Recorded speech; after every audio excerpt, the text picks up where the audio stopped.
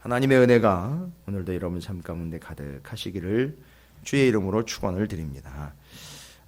계속해서 시편의 마무리가 되면서 하나님을 찬양함에 대한 이야기들이 계속 정리가 되고 있습니다. 시편 148편 같은 경우는 시편이 이제 마무리가 되면서 하나님을 찬양해야 하는 이유에 대해서 가장 근본적인 이유를 먼저 설명을 하고 있습니다. 그것은 시편이 150편으로 끝나가는 와중에 마치 모세오경적 구조를 가지고 있다고 그랬죠. 그러면 맨 마지막에 있는 맨 끝부분에 있는 시편에서 성경의 맨 처음 이야기를 합니다. 그것 때문에 찬양해야 한다라고 이야기하는 거죠. 그러니까 여러분에게 제가 지금 계속해서 중요한 테마, 말씀, 성경의 핵심적인 주제들이 있지 않습니까? 그것 여러 가지가 있지만 그걸 이해하기 위해서 구약에서 신약으로 한 맥으로 관통하면서 말씀하신 것이 이루어지는 것. 예수님께서 늘 말씀하셨듯이 율법과 선지자들이 말한 바가 바로 나다라고 이야기하시는 것처럼 율법과 선지자들이 이야기한 오리라고 이야기한 그가 바로 나다 이렇게 익히하시는 것처럼 구약 성경에는 그런 표현들이 자주 나와 있지 않습니다만 신약으로 넘어오면 바로 이런 것이죠.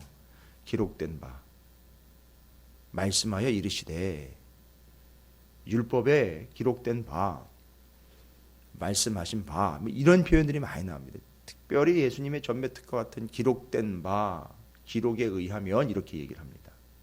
그 기록들이 바로 뭐냐 하면 율법과 선지자에 해당하는 구약 성경을 이야기하는 겁니다. 근데 예수님은 바로 그 기록된 바 그거를 가지고 오신 분이고 그 기록된 바에 근거해서 내가 바로 그 기록된 바에 기록된 그 존재다 이런 얘기를 하는 것이죠. 그리고 이제 말씀하실 때 그 기록된 바를 폐하러 온 것이 아니라 그걸 이루려고 완성하려고 오셨다. 그럼 여러분 이게 연결이 돼야 되잖아요. 기록된 바 말로만 기록된 바를 하신 게 아니라 그 기록된 걸 이루시려고 결국 기록은 이렇게 돼 있고 그 기록에 의하면 바로 그게 나고 내가 지금 이렇게 하는 것은 바로 그 기록을 근거한 것이다라고 이야기하시면서 그 기록된 바를 이루십니다. 그게 바로 십자가상에서 십자가에 달려 돌아가시면서 다 이루었다라는 겁니다. 그 기록된 바를 이루신 거예요. 그럼 우리는 또 어떤 기록을 가지고 있습니까? 구약과 신약의 기록을 가지고 있죠. 예수님은 신약의 기록은 가지고 계시지 않고요. 구약의 기록을 가지고 복음으로 오셨기 때문에 그 구약에 기록된 바를 이루시고 그리고 새 언약 예레미야 31장 31절에 의해서 옛 언약 새 언약으로 오셔서 옛 언약을 폐하신 게 아니라 새 언약으로서 옛 언약 구약을 완성하신 거예요. 그러면 우리의 손에 주어진 것은 바로 그 구약과 신약이 우리의 손에 주어진 겁니다. 그러면 우리는 어떻게 그걸 이룹니까? 다른 거 아니죠. 그 구약과 신약을 믿음으로 이루어내는 거예요. 믿음으로요. 예수님은 그 기록된 바를 말씀 그대로 이루어 구원자가 되셨고요. 우리는 그 구원자가 되신 예수 그리스도는 이미 기록된 바 예수 그리스도에 대해 구약에 기록된 그 예수가 신약에서 그렇게 증거로 드러났고요. 그래서 구약과 신약을 가진 우리는 그 구약과 신약을 믿음으로 그 말씀을 이루어내는 자들이 되는 겁니다. 이렇게 연결이 되겠죠. 그래서 휘장이 찢어지면서 휘장을 찢었으니까 뭐 폐기했다 이게 아니라 완성을 하신 것이죠. 구약의 그 모든 말씀들이 예수 그리스도를 통해서 폐기 처분된 게 아니고 모든 말씀들이 예수 그리스도를 통해서 예수 그리스도에게서 다 이루어졌다라는 거 아시지 않습니까? 어느 구약의 한 말씀도 허투루 그냥 그건 옛날 얘기고 하고 제외시켜버린 게 없이 모조리 다 구약 성경의 말씀들이 예수 그리스도를 통해서 이루어진 겁니다. 말하자면 예수 그리스도에게 다 담겨버린 것이죠. 이 놀라운 은혜입니다. 하나님께서 아브라함에게 내가 내게 보여줄 땅, 지시할 땅 이야기를 했을 때에 그 땅이 결국은 어디로 완성이 되느냐? 사도행전 1장 8절이요. 땅 끝까지 이르러 내 증인이 되라. 그 내가 내게 보여줄 땅이요, 땅 끝이 된 겁니다. 여러분, 이런 일 보여야 됩니다. 이게 성경입니다. 아담아 네가 어디 있느냐라고 이야기할 때 요한복음과 갈라디아서 2장 20절에 아담아 네가 어디 있느냐, 너의 본분이 어디고 네 위치가 어디냐라고 물을 때 너 어디 엉뚱한 데가 있느냐, 이럴 때 우리의 대답은요, 내가 그 안에 있어야 되고. 바울은요 그걸 완성을 해냈죠. 완성이라는 표현을 했지만 더 확실하게 얘기를 하지요. 이제 내가 믿음 안에 사는 것이다. 여러분, 이게 성경입니다. 이런 게 좀 보여야죠. 내 식대로, 내 마음대로, 내 생각대로, 그냥 내 경험대로, 내 철학대로, 내가 알고 있는 것대로, 내가 살아온 인생 40년, 50년, 60년, 70년의 경험이 성경을 지배하고 있는 게 아니라 그 성경이 그 인생을 이루어내는 예수 그리스도와 같은 그런 삶이 돼야 되지 않을까 싶습니다. 제가 굳이 이런 얘기를 또 말씀을 드리는 이유는 바로 오늘 시편 148편이 하나님을 왜 찬양해야 하느냐에 대해서 아주 간단하게만 1절부터 6절까지만 읽어보면 이건 왜 하나님을 찬양해야 하는지는 구구절절히 설명할 필요 없지 않느냐, 뭐 이런 얘기가 되겠죠. 뭐죠? 적어도 1절부터 6절까지를 그렇게 찬양의 기록으로 남겨놓을 때 절수로는 6절이지만 이 사람은 창세기를 붙잡고 있습니다. 단 6개의 구절이 나올 때 그 창세기의 전체적인 내용을 이 시인은 한쪽 손에 붙잡고 그 창세기의 이유 때문에 이 시편의 148편의 1절부터 6절까지 왜 하나님을 찬양해야 하는지를 근거로서 들어대고 있습니다. 바로 그거예요. 쭉 읽어보시면은 뭐 당연히 저는 마치 짧은 구절이지만 1절부터 6절까지를 읽으면서, 물론 그 뒤도 마찬가지입니다만 창세기를 다시 읽는 듯한 그런 느낌을 받아요. 그러니까 이 사람은 창세기를 충분히 묵상을 하고 하나님을 찬양해야 하는 이유는 그냥 감정적으로 좋으니까 뭐 내지는 뭐 그래야 하니까의 의미가 아니에요. 적어도 1절부터 6절까지는 이 사람이 창세기를 심도 있게 붙잡고 그 창세기를 읽으면서 이것이 기록되었다는 거죠. 마치 그겁니다. 제가 성경을 펼쳐놓고 새벽 기도가 됐든 모든 예배 시간에 하나님의 말씀을 증거하고자 할 때에 성경을 펼쳐놓고 그것에 대한 내용과 메시지들을 이 노트에다가 정리를 이렇게 해가는 것처럼 바로 그런 내용입니다. 시편 1절부터 6절까지 아니 전 148편 전체를 기록하고자 할 때에 이 사람 한쪽 편에는 시편이 쭉 펼쳐져 있는 겁니다. 그걸 계속 읽으면서 이 찬양의 내용들이 옮겨지는 거죠. 아, 왜 하나님을 찬양해야 하느냐? 다른 게 없습니다. 기록된 바인 성경인 창세기만 읽어도, 모세오경만 읽어도 하나님을 왜 찬양해야 하는지에 대한 분명한 근거는 다 나온다는 겁니다. 어떤 이유가 없습니다. 기록된 바입니다. 기록되어 있는 성경을 보니 하나님은 찬양받으시기에 합당하신 분, 구체적으로 말하자면 창세기를 충분히 묵상해봐라. 그 창세기에 나와 있는 내용, 곧 하나님이 세상을 창조하신 그 부분을 어떤 이유로 어떤 다른 설명으로 할 수 있겠느냐. 읽다 보면 찬양이 절로 나온다. 이런 얘기인 거죠. 그래서 148편 1절부터 6절까지 이야기하는 것은 찬양해야 하는, 하나님을 찬양해야 하는 충분한 이유는 하나님은 창조주이시기 때문에 그렇습니다. 이 사람은 창세기를 이미 읽으면서 찬양을 하고 있어요. 그걸 옮겨놓은 것뿐이죠. 이 사람 손에는 시편의 기록보다 더 먼저 창세기가 들려져 있었던 거예요. 그러니까 하나님의 말씀을 붙잡는 사람들을 많이 찬양을 할 수 있어요. 찬양은 감성이 풍부한 사람들이 찬양하는 게 아니에요. 감정이입이 잘 되는 사람이, 책을 많이 읽은 사람들이, 시를 많이 읽은 사람들이 찬송과 시를 기록해내는 게 아니고요. 성경이 손에서 떠나지 않는 사람들이 찬양이 나오는 거예요. 그러니까 시편 148편은 이 사람이 손에서 모세오경, 그 가운데서 창세기, 그걸 계속 붙잡고 있기 때문에 이런 찬양이 나오는 겁니다. 그러니까 찬양하면 곧 하나님을 높여드리는 거 아니겠습니까? 어떤 사람이 하나님을 높일 수 있느냐? 손에서 입에서 마음에서 생각에서 말씀이 떠나가지 않는 사람들입니다. 접촉성 이야기를 하고요.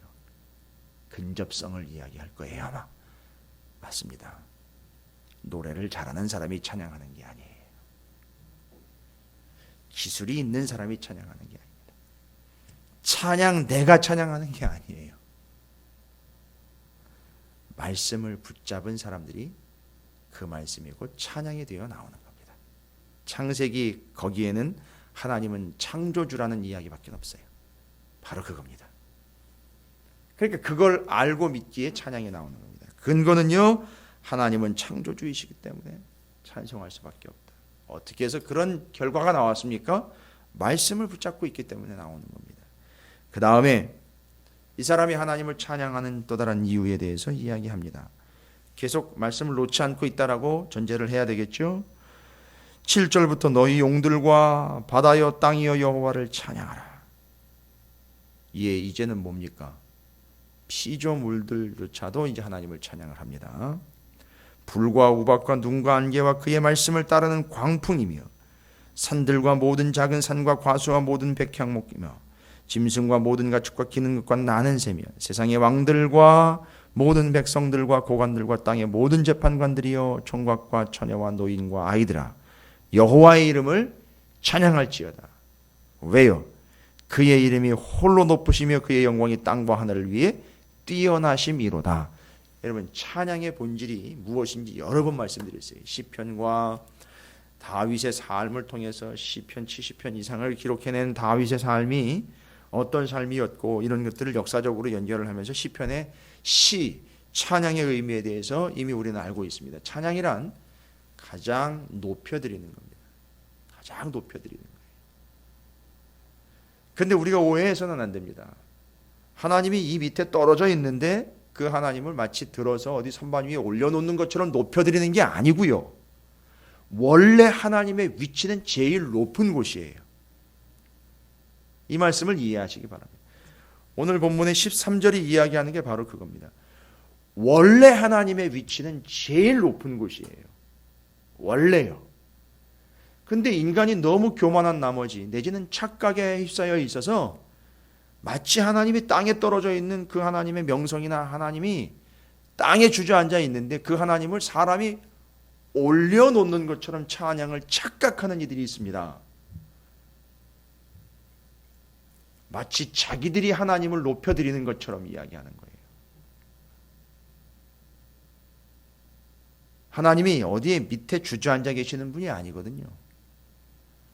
어디 시궁창에 쑤셔박혀 계시는 분이 아니거든요. 원래 하나님의 위치는 여기 13절이 이야기하는 것처럼 높은 자리예요. 그것도 홀로 높으시고요. 최고의 자리입니다. 그러니까 찬양은 우리가 하나님을 높여드림으로 하나님이 밑에 있다가 올라가시는 게 아니고요. 원래 하나님이 계셔야 될 자리인 거기를 확보하는 겁니다. 인정하는 거예요. 그러니까 하나님은 가장 높은 곳에 계시기 때문에 자, 여러분께서 보시면은요. 가장 멀리 있는 별을 보려면 가장 멀리 있는 걸 볼 수 있는 방법을 써야 돼요. 그게 바로 뭐냐 하면 망원경입니다. 천체 망원경을 통해서 멀리 있는 별을 볼 수 있는 거죠. 그러면요. 제일 높은 곳에 계시는 하나님을 찬양한다라는 것은 다른 방법이 없어요. 제일 높고 제일 지존하신 분이기 때문에 어떻게 해야 되는 거죠? 제일 높은 소리로 올려드리는 것밖에는 방법이 없어요. 최고로 높은 곳에 계시기 때문에 여러분 이건 공간을 이야기하는 게 아니라는 걸 이해하시기 바랍니다. 공간을 이야기하는 게 의미상으로 존재 자체로 가치 자체로 하나님은 최고고 제일 높고 최상이에요. 그러니까 우리가 하나님을 찬양한다는 건요. 곡조, 시 이런 걸 넘어서 가장 높은 곳에 계시기 때문에 최고로 높여드리는 거예요. 제일 높은 소리로 외쳐야 합당한 겁니다. 그걸 찬양이라고 하는 거예요. 그리고 그렇게 찬양하는 자들의 위치가 미스가브 곧 피난처, 하나님의 그늘 아래, 환난 날에 도망갈 수 있는 장소, 가장 높은 곳이 또 되는 겁니다. 이게 찬양입니다. 그러니까 찬양은 가장 높은 곳, 가장 뛰어나신 하나님, 그분을 당연함으로 가장 높여드리는 거예요. 이건 의당 도리라고 이야기할 수 있어요. 그러니까 우리가 아무 생각 없이 그렇게 내뱉는 말들 중에 찬양 잘하네, 찬양 잘하네, 아니요. 찬양 잘하네가 아니라 찬양 당연하네, 이렇게 가야 되죠. 그러니까 찬양 내가 높임을 받는 거예요. 찬양하는 자가 높임을 받는 거예요. 심각하죠. 원래 하나님은 제일 높은 곳에 계셔요. 제일 높은 곳에 계시는 분을 인간의 입장에서는 어쨌든 방법이 없어요. 자기가 낼 수 있는 최고의 소리를 내야 돼요. 최고의 것으로 드리는 겁니다. 최상의 것으로 드리는 겁니다. 이게 찬양입니다. 그러니까 찬양의 근거가 우리에게 있지 않고 하나님에게 있다는 겁니다. 자, 창세기를 붙잡았죠? 창조주의입니다. 가장 높은 곳, 존재 자체가 가장 최고요, 가장 높은 곳입니다. 유일하신 분이에요. 그러니까 그렇게 유일하시고 최고이시고 가장 높으신 분을 향해 가장 높은 소리, 가장 최고의 소리를 올려드리는 것이 찬양입니다. 그런데 재미있는 현상이 발생이 됩니다. 14절입니다. 찬양하는 자 그들, 하나님이 그의 백성의 뿔을 높이셨어요. 이 기가 막힌 표현입니다. 뿔은요, 특성상 좋은 의미보다는 나쁜 의미로 많이 쓰이는데 여기서는 그렇게 쓰이질 않았습니다. 뿔은요, 들이받는 속성을 이야기할 때 이야기하지만 여기서 말하는 뿔은 권위와 위치를 이야기합니다. 권위, 말하자면 그 뿔은 영광과 위엄과 가치를 이야기합니다. 좀 전에 우리가 하나님을 어떻게 높여드렸지요? 최고의 곳으로 높여드렸죠. 왜지요? 최고이신 분이기 때문에 그 방법밖에는 없습니다. 그런데 그렇게 높여드리다 보니까 어떤 현상이 발생됐죠? 하나님이 우리의 뿔을 높여주신다. 하나님이 우리를 어떻게 해요? 되려 우리를 높여주시고 우리를 영화롭게 하시며 우리를 존귀케 하시며 우리를 이 땅에서 찬양받으시는 하나님이 우리를 높여주신다는 거예요. 이걸 왜 세 번째 순서에다 놨을까요? 이걸 노리고 하는 존재들이 있기 때문에 이걸 뒤로 뺀 겁니다.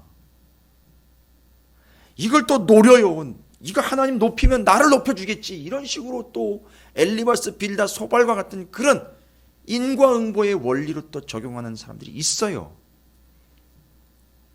오늘 수많은 교회들에서 이 진행되고 있는 찬양과 하나님을 높여드린다라고 하는 모든 행태들이 다 어떤 행태들이냐, 이미 자기가 뿔이 되어서 하나님을 높이고 있어요. 뿔을 쓰고요 높이고 있어요. 아니요, 하나님을 제일 높여드리면 그 하나님께서 우리의 뿔을 높여주시는 게 순서지, 뿔을 달고 하나님을 찬양하겠다라고. 아주 각양각색입니다. 한 예로 찬양대에 가운을 입습니다. 아주 각양각색이에요.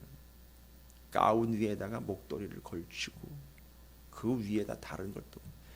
여러분, 가운은요 그냥 의미상이에요. 하나님을 찬양하는 자들이 왜 그런 걸 입느냐? 싹 가리는 겁니다. 싹 가리고 하나님만 높이는 거예요. 어디 감히 하나님 앞에서 나를 높입니까? 가운 위에 뭘 또 덧대가지고선, 그 패션을 얘기하는 게 아닙니다. 우리의 자세를 이야기하는 거예요. 찬양이라는 것을. 왜 그걸 입습니까? 그런데 그걸 입으면 마치 자기들이 높은 데 앉아서 높은 곳에서 찬양하니까 자기들이 위치상 올라가 있는 것이라고 착각을 합니다. 절대 아닙니다. 옛날에 찬양대석은요, 회중석 뒤에 있었어요. 사람들이 보지도 않는 게. 찬양의 본질을 이야기하는 것. 가장 하나님을 높여드리는 그들을 하나님이 높여주시는 게 순서죠. 그러니까 우리가 하나님을 찬양해야 하는 이유는 바로 그거예요. 본질적으로 하나님을 찬양하면요, 맞습니다. 하나님이 찬양하는 자들을 되려 높여주시는 거예요. 아니, 같이 올라가는 겁니다. 같이요. 그리고 하나님을 찬양하는 사람들이 어떤 사람들인지 아십니까? 14절이요. 상당히 중요한 구절인데요. 다 담고 있어요. 그가 그의 백성의 뿔을 높이셨으니 그는 모든 성도 곧 그를 가까이 하는 백성 이스라엘 자손의 찬양을 받으시리라. 하나님을 찬양하는 거는요, 하나님을 가까이 하는 사람들 있잖아요. 여기서 이야기하고 있는 하나님을 가까이 하는 백성들, 친근함을 이야기하는 거예요. 모든 성도 곧 누굽니까? 그를 가까이 하는 백성 이스라엘 자손의 찬양을 받으시리라. 이거예요. 여러분, 하나님 찬양하는 사람들이 어떤 특징입니까? 하나님을 찬양하는 거는요, 이거예요. 말씀을 좀 이해하시기 바랍니다. 하나님을 찬양하는 것은요, 하나님과 친한 척하는 거예요. 하나님은 그걸 그렇게 받아들이셔요. 하나님께 친한 척하는 걸로 받아들이셔요. 척이라는 표현을 좀 이해하시기 바랍니다. 아닌데 그러는 척하는 게 아니고요, 정말 친하게 그냥 하나님께 갖다 비비는 거예요. 여러분, 이게 찬양입니다. 하나님을 찬양함의 의미에 참 은혜스러운 의미로 14절을 딱 정리를 합니다. 하나님을 찬양하는 건 하나님과 친한 사람이 할 수 있는 거예요. 그래서 정리가 되네. 그래서 다윗이 왜 그렇게 많은 찬양을 올려드렸습니까? 그만큼 다윗은 하나님과 친했던 사람인 거예요. 친하려고 찬양하는 게 아니라 하나님과 친하기 때문에 뭘 붙잡고 있어요? 말씀을 계속 붙잡고 있으니까 하나님과 친해진 거예요.